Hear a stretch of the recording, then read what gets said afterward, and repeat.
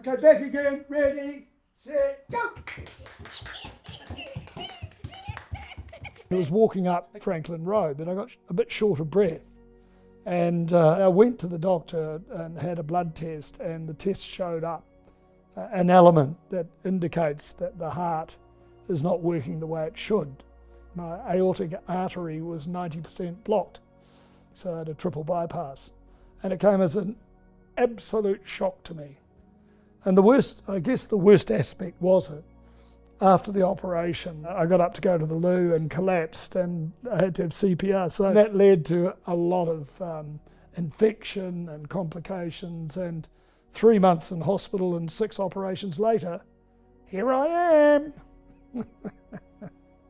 That is a blank to me. I didn't even know until I got out that I'd been in a coma. I think it was an ICU for over a week. It was an induced coma. But there was so much going on. I got sepsis and I had renal failure. Did you know that Heather at one point was planning your funeral? Heather told me after I was released that she was planning my funeral. And that had to be the case, I guess, because at one stage she was going to go on air, and this was after the CPR, after I'd technically died, and the surgeon rang Heather and said, I think you better come to the hospital. It was a Friday afternoon. And he said, Barry may not make it today. So she went to the hospital and I made it. It's hard. Did you guys, as parents, ever explain to him the enormity of what you've been through? Oh, I'm sure Heather did a lot. I show him my chest and say, this is Daddy's owie. And he can't sort of jump on me and stuff. Oh, and he's, a typical 2-year-old. He's just turned 2, but he's a typical 2-year-old. He gets into everything. He was like a cyclone when he got into the hospital room. There was so much there to interest him. Never was that easy because I physically couldn't keep him under control. There'd be so many bloody tubes. I mean, it's hard not having the, sort of the engagement that you'd normally have with your kid.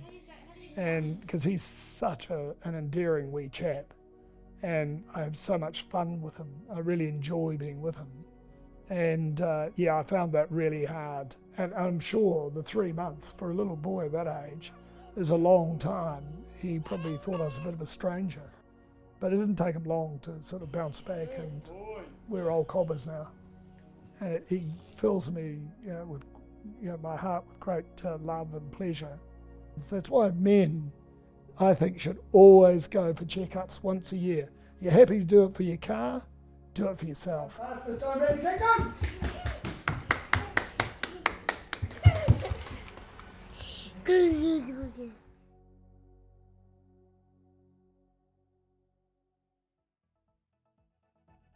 Thanks for checking out our YouTube channel. To stay up to date with all the latest news from the New Zealand Herald, click the subscribe button below or check out one of the videos here, and head over to nzherald.co.nz for more details on these stories and more.